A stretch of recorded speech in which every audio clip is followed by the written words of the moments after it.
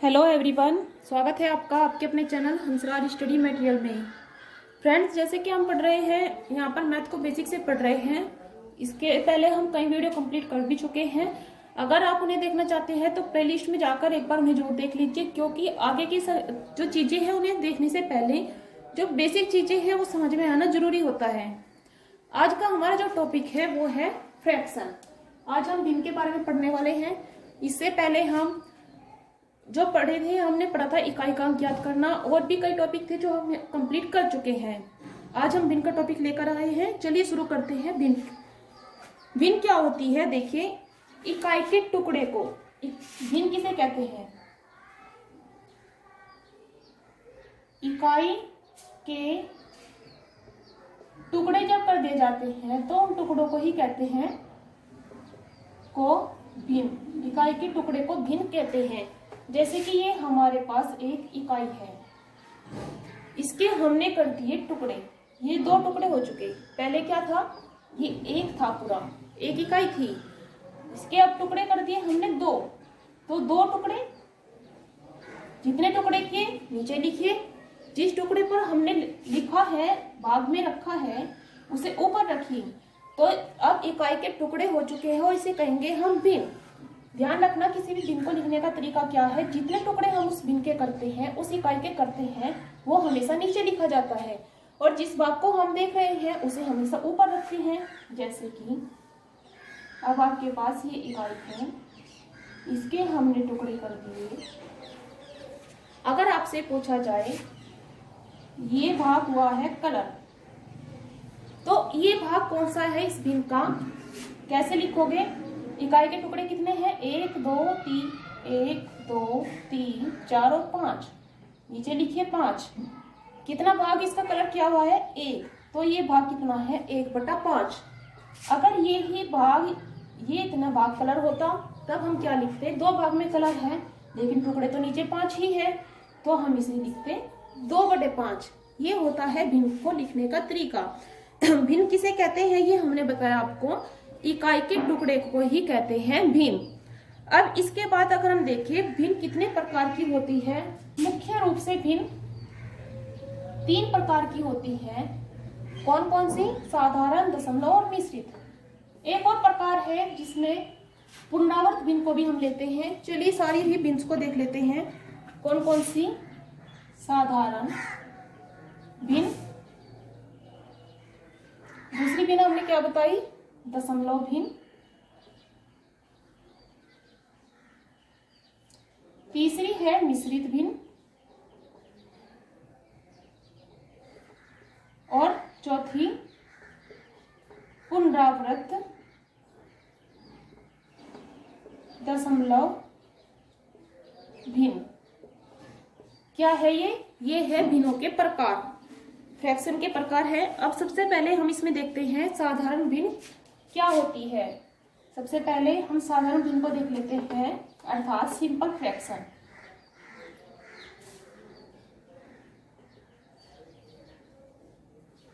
Simple fraction.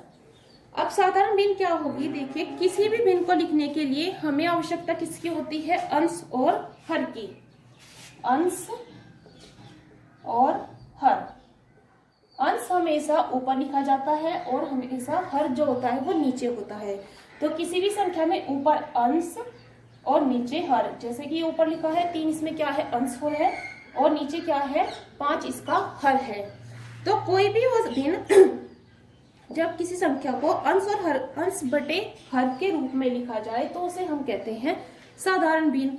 अब जैसे कि 2/5, 6/4, 3/9, 7/3। ऐसी कोई भी भिन्न जिसे हम अंश बटे हर के रूप में लिख सकते हो, वो होती है साधारण भिन्न। लेकिन अब अगर हम देखें, भिन्न भी, साधारण भिन्न भी 2 प्रकार की होती है। कौन सी? सम भिन्न या विषम भिन्न, अर्थात प्रॉपर या इम्प्रॉपर। कौन कौन सी? प्रॉपर या इम्प्रॉपर भिन्न। Proper fraction. प्रॉपर फ्रैक्शन को ही सम या उचित भिन्न भी कहते हैं। सम अर्थात इवन फ्रैक्शन, 20 को कहा जाता है। अब इसमें क्या होता है? प्रॉपर फ्रैक्शन में वह भिन्न जिसका हर हमेशा अंश से बड़ा होगा। हर हमेशा अंश से बड़ा, तो वो भिन्न जिसमें हर हमेशा बड़ा होगा किससे? अंश से। जैसे कि 3/8, 7/9, 6/7, ऐसी कोई भी भिन्न जिसमें हमेशा हर बड़ा होगा किससे? इसके अंश से, उसे कहेंगे हम प्रॉपर फ्रैक्शन। इसके बाद दूसरे जो हमारा प्रकार है सिंपल भिन्न का, वो है इम्प्रॉपर फ्रैक्शन। इम्प्रॉपर फ्रैक्शन को हम अनुचित भिन्न या फिर विषम भिन्न भी कहते हैं। ये क्या होगी? प्रॉपर में था हमेशा हर बड़ा, इम्प्रॉपर में होगा अंश बड़ा। अंश बड़ा होगा किससे? हर से। ये बड़े का निशान है, जो जिधर बड़ा, जो सा बड़ा होता है उसकी तरफ ये खुला हुआ होगा। तो अंश हमेशा बड़ा होगा इम्प्रॉपर में, हर हमेशा बड़ा होगा प्रॉपर में। इसका एग्जांपल देख लेते हैं, जैसे कि 6/5, 9/7, 3/2। तो जिसमें अंश बड़ा होगा वो इम्प्रॉपर, जिसमें हर बड़ा होगा वो होगी हमेशा प्रॉपर भिन्न। अब भिन्न का जोड़, घटा, गुना, भाग हम आपको बता चुके हैं जब हमने शुरू में ही संख्या जोड़, घटा, गुना, भाग की एक और वीडियो हम लेकर आए थे, सिंपल वीडियो, जिसमें साधारण जोड़, घटा, गुना, भाग देखा था। वहां पर हम भिन्न का जोड़, घटा, गुना, भाग हम वहां पर कंप्लीट कर चुके हैं। जोड़ घटा में भी अगर अंश और हर समान होंगे, जैसे कि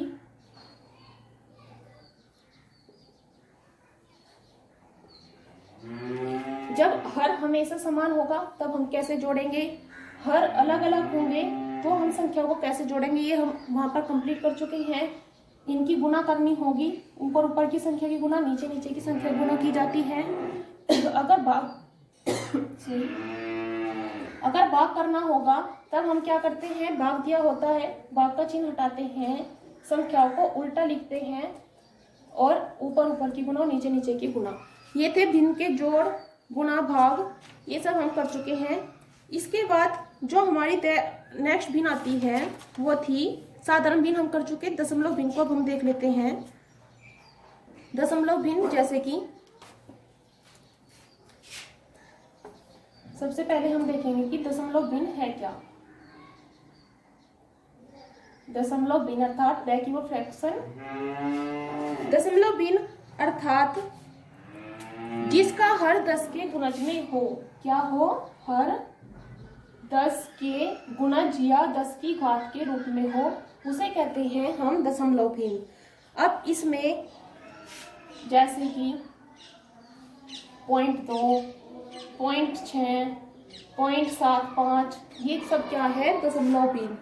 अब इनके आधार पर क्वेश्चन कैसे बनते हैं? क्वेश्चन आते हैं, ये है हमारी दशमलव भिन्न। 0.2 ये दशमलव भिन्न है, को साधारण भिन्न में बदलो। क्या करेंगे? 2 लिखा, पॉइंट हटा दिया क्योंकि हमने इसमें पॉइंट हटाइए, दशमलव हटाइए, नीचे 1 लिखिए इस दशमलव के स्थान पर। दशमलव से इधर कितने अंक है? 1 अंक है, तो हम इसके नीचे लगा देंगे 1 ही 0। तो दशमलव भिन्न 0.2 को, दशमलव 2 को हमने बदला साधारण भिन्न में। उत्तर क्या आया हमारा? 2/10। ऐसे ही अगर यहाँ पर कोई संख्या हमारी हो जाती 0.34 को साधारण भिन्न में बदलो। क्या करना है? संख्या लिखिए, दशमलव हमने हटाया, दशमलव के स्थान पर 1 लिखा।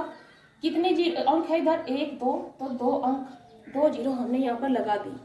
तो बदल का क्या आया? 34/100। ये है दशमलव भिन्न को साधारण भिन्न में बदलना। अब अगर आपके पास साधारण भिन्न कोई दी हो और उसे कह दिया जाए कि इस संख्या को हम किस में बदले? दशमलव भिन्न में। जैसे कि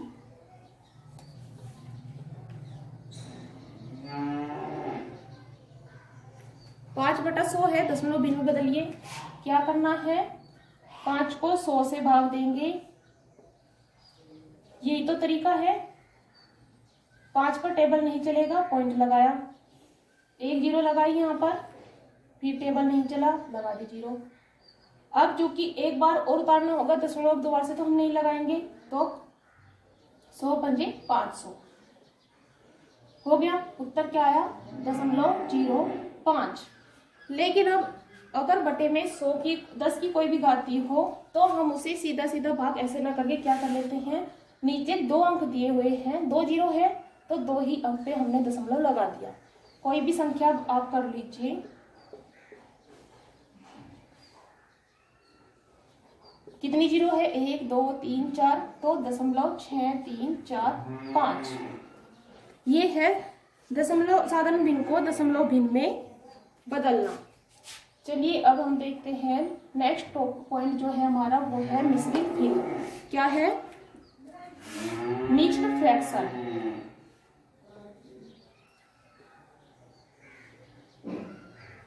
मिक्स्ड फ्रैक्शन अर्थात जब कोई संख्या कैसे लिखी हो, जब कोई भिन्न होती है, सही के रूप में जब हम इसे लिखते हैं तब होती है वो मिश्रित भिन्न।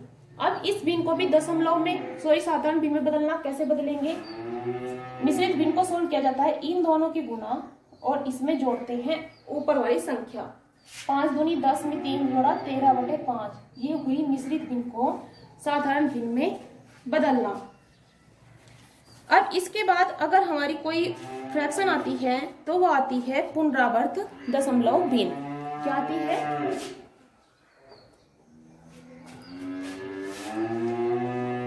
पुनरावर्त दशमलव भिन्न।